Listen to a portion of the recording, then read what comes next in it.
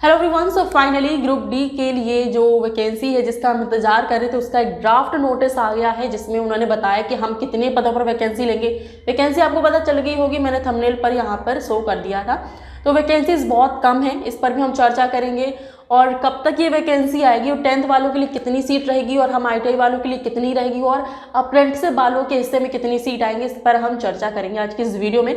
तो यहाँ पर जो नोटिफिकेशन आया उसका मैंने कुछ स्क्रीनशॉट एक लिया है क्योंकि यही हमारे काम का है, बाकी इतना काम का हमारे नहीं है क्योंकि वो ड्राफ्ट नोटिस है। एक और नोटिफिकेशन आएगा, जल्दी आएगा, उस पर भी हम बात करेंगे।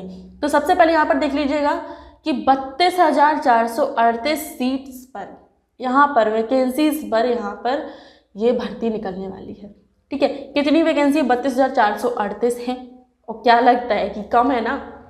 हम लोग उम्मीद लगा रहे थे कि 1 लाख आएंगी, चलो 1 लाख नहीं 80,000 दे देते। यहाँ तो इन्होंने बिल्कुल ऐसा समझा है कि 32,438।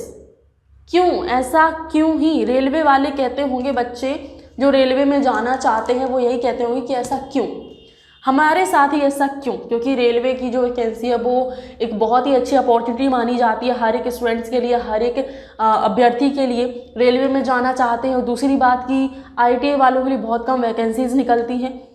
तो यहाँ पर चलो ठीक है, 32,438 सीट हमने यहाँ पर एक्सेप्ट की। अब देखिए यहाँ पर विभाजन भी है, तो पॉइंट्समैन की यहाँ पर 5,058 है, राइट। पॉइंट्समैन बी यानी कि यहाँ पर 10th वाले अप्लाई करेंगे। ये जो पॉइंट्समैन बी की यहाँ पर मैं आपको शो कर रही हूँ वो नोटिस, जहाँ पर पॉइंट्समैन बी जो लिखा है वो इसमें 10th वाले अप्लाई करेंगे, राइट, केवल 10th वाले।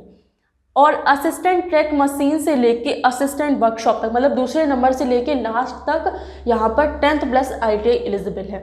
ठीक है, पॉइंट्समैन भी केवल 10th वालों के लिए, बाकी असिस्टेंट ट्रैक मशीन से लेके असिस्टेंट वर्कशॉप तक यहाँ पर केवल 10th प्लस ITI ही एलिजिबल है। ठीक है, तो यहाँ पर क्वालिफिकेशन भी यहाँ क्लियर हो गई है कि कितने पदों पर कौन कौन से स्टूडेंट्स, कौन कौन से क्वालिफिकेशन वाले स्टूडेंट्स अप्लाई कर पाएंगे। अब बात करते हैं कि ये नोटिफिकेशन है ये कब आएगा। तो यहाँ पर एक डेट दी गई है 3 जनवरी 2025।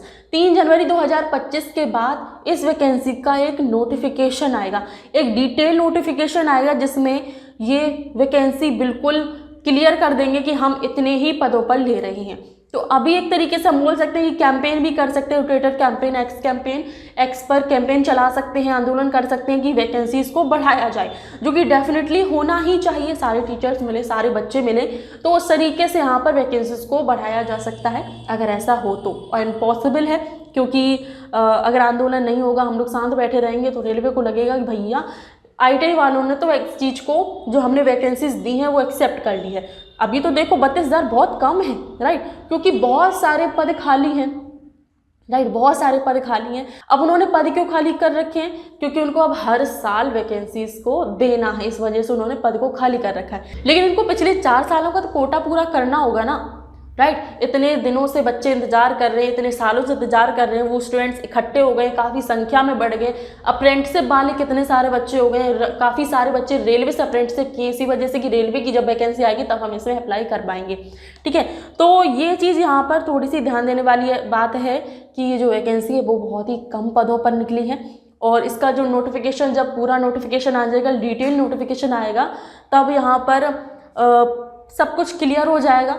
उस नोटिफिकेशन में ये भी बता दिया जाएगा कि कब से फॉर्म स्टार्ट होंगे। आई थिंक लास्ट जनवरी या फिर स्टार्टिंग फरवरी में। हम लोग देखिए सपोज ही कर सकते हैं, अभी तक हम लोग सपोज क्या कर रहे थे, रेलवे का कोई भरोसा नहीं, सपोज कर रहे थे कि वैकेंसी 1 लाख के आसपास आएगी, नहीं आई, है ना। और दिसंबर तक आएगी वैकेंसी, नहीं आई, अब कब आएगी सपोज है। ठीक है, तो अभी तक जिनके भी डॉक्यूमेंट्स नहीं बने हैं किसी भी तरीके की, जैसे निवास प्रमाण पत्र हो गया, आय प्रमाण पत्र, जाति प्रमाण पत्र, ये सारी चीज़ें जो भी डॉक्यूमेंट्स बनते हैं उनको बनवा लीजिएगा। ठीक है, न्यू होने चाहिए, 3 साल से पुराने नहीं होने चाहिए, न्यू बनवा लीजिएगा, आपके पास टाइम है। ठीक है, और जैसे वैकेंसी है उसमें आप अप्लाई जरूर कीजिएगा। क्वालिफिकेशन की बात करें तो 10th प्लस ITI की, ITI की कौन सी ट्रेड है यहाँ पर इतना ज़्यादा क्लियर नहीं है। और जाहिर सी बात है कि ITI होनी चाहिए किसी भी ट्रेड से, 1 साल 2 साल किसी भी ट्रेड से हो, कितने भी साल की हो, यहाँ पर ITI होनी चाहिए। अगर ये होता कि हाँ इस ट्रेड को मौका मिलेगा तो यहाँ पर स्पेशल मेंशन किया जाता है कि हाँ ये ट्रेड के स्टूडेंट्स यहाँ पर अप्लाई कर पाएंगे।